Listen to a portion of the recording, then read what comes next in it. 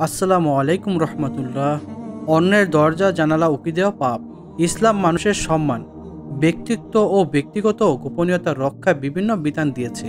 ইসলামের দৃষ্টিতে মানুষ আশরাফুল মাখলুকাত, সৃষ্টির সেরা জীব। এই সম্মান রক্ষায় ইসলাম কার্যকর উদ্যোগ গ্রহণ করেছে। মানুষের ব্যক্তিগত গোপনীয়তা রক্ষায় ইসলাম গীবত নিষিদ্ধ করেছে এবং অন্যের ঘরে বিনা অনুমতিতে প্রবেশ করা নিষিদ্ধ করেছে।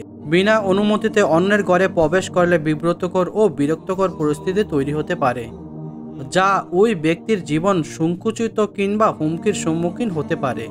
ঘরে কখনো একান্ত ব্যক্তিগত কাজ করা হয়, যা অন্য কারো দৃষ্টিগোচর হওয়া ঘরে বাসিন্দার কাছে বিব্রতকর হতে পারে।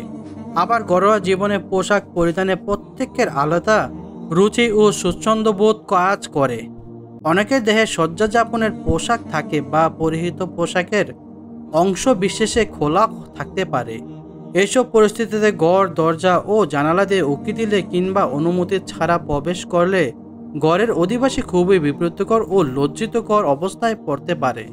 কাউকে এমন পরিস্থিতিতে ফেলার অধিকার ইসলাম দেয়নি। আধুনিক জীবনে মানুষের গৃহত্বর অভ্যন্তর খুবই সংকুচিত।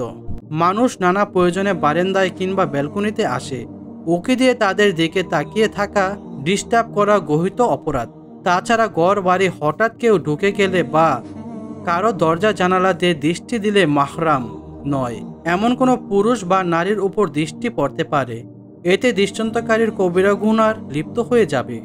এসব বিষয়ে বিবেচনায় নিয়ে ইসলাম অন্যের ঘরে প্রবেশের জন্য অনুমতি নেওয়ার নির্দেশ দিয়েছে। বিনা অনুমতিতে অন্যের ঘরে প্রবেশ করা নাজায়েজ। এটি সাধারণ ভদ্রতা ও শিক্ষাচারীর পরিপূর্ণী। মহান আল্লাহ তাআলা এরশাদ করেন, হে মুমিনরা, তোমরা নিজেদের গৃহ ছাড়া অন্য কারো গৃহে প্রবেশ করো না, যতক্ষণ না পর্যন্ত তোমার অনুমতি নেবে এবং গৃহবাসীদের সালাম দিবে। এটাই তোমাদের জন্য কল্যাণকর, যাতে তোমরা উপদেশ গ্রহণ করো। আর যদি তোমরা সেখানে কাউকে না পাও, তাহলে তোমাদের অনুমতি না দেওয়া পর্যন্ত তোমরা সেখানে প্রবেশ করো না। আর যদি তোমাদের বলা হয় ফিরে যাও, তাহলে ফিরে যাবে। এটাই তোমাদের জন্য অধিক পবিত্রতা। তোমরা যা করো আল্লাহর সেই বিষয়ে সম্যক অবগত। সূরা নূর আয়াত 27-28।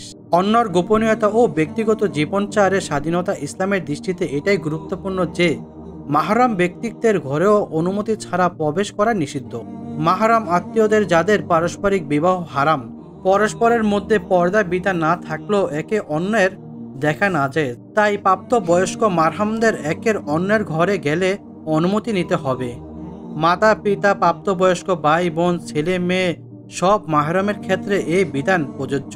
তবে সাবালকতে পৌঁছানো এমন কোনো শিশুরা যেহেতু সাধারণ ঘরে ছোটাছুটি করে, তাই তারা শুধু ওই সময় অনুমতি নেবে যে সময়ে বড়রা বিশ্রাম ও একান্তে আহ্বান করে। মহান আল্লাহ এরশাদ করেন, হে মুমিনরা, তোমাদের মালিকানাধীন দাস দাসীরা এবং তোমাদের মধ্যে যারা এখনও সাবালকতে পৌঁছেনি সেই শিশুরা যেন 3 সময়ে অনুমতি গ্রহণ করে। ফজরের নামাজের আগে, দুপুরবেলা যখন তোমরা পোশাক খুলে রাখো এবং এশার নামাজের পর। এই 3টি তোমাদের গোপনীয়তা অবলম্বনের সময়।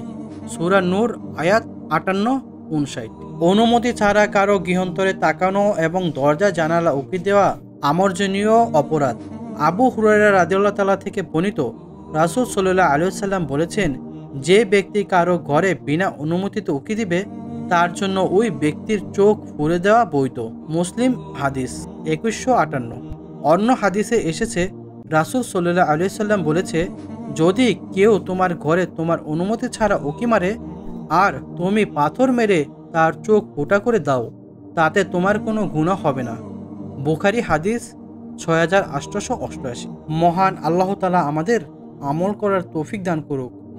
আমিন।